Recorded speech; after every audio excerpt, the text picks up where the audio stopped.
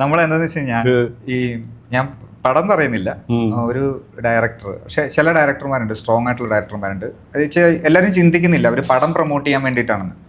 പക്ഷെ എല്ലാവരും ചിന്തിക്കുന്നത് ഈ പറഞ്ഞ പോലെ പടമല്ല, അവരുടെ രീതിയിൽ അവരെ പ്രൊമോട്ട് ചെയ്യുന്ന രീതിയിലാണ് എല്ലാവരും.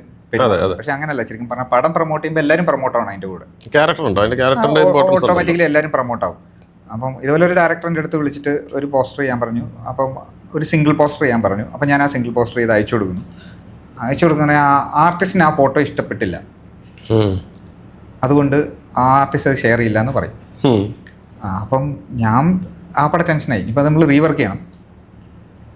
അപ്പം ഞാൻ ആ ഡയറക്ടറെ വിളിച്ച് മാറ്റി ചെയ്യാമെന്ന് ഞാൻ ശരിക്കും പറഞ്ഞ പ്രതീക്ഷയായി. പക്ഷെ ആ ഡയറക്ടർ എൻ്റെ പ്രതീക്ഷകളെ തെറ്റിച്ചുകൊണ്ട് അവനെ റിലീസ് ചെയ്തില്ല, ചെയ്യണ്ട ഞാൻ ചെയ്യും എന്ന് പറഞ്ഞിട്ട് അങ്ങനെ ചെയ്ത ഡയറക്ടർമാരും ഉണ്ട്, നമ്മുടെ കൂടെ നിൽക്കുന്ന ഡയറക്ടർമാരുണ്ട്. കാരണം വർക്ക് അതുപോലെ.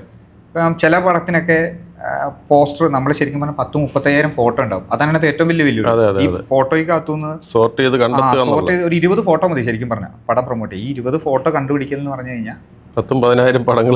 ഇത്രയും പടങ്ങൾ നമ്മൾ ശരിക്കും പറഞ്ഞാൽ 2 ആഴ്ചയോളം നമ്മൾ ഫോട്ടോസ് മാത്രം ചെക്ക് ചെയ്ത് അതിനകത്തുനിന്ന് നല്ല ഫോട്ടോ. അപ്പം ഞാനൊരു ഫോട്ടോ എടുത്തിട്ട് കൊടുത്തപ്പോൾ ഒരു ഡയറക്ടർ പറഞ്ഞു, എടാ ഈ ഫോട്ടോ വേണ്ട, കൊള്ളില്ല എന്ന് പറഞ്ഞു. പുള്ളി റിജക്റ്റ് ചെയ്തു.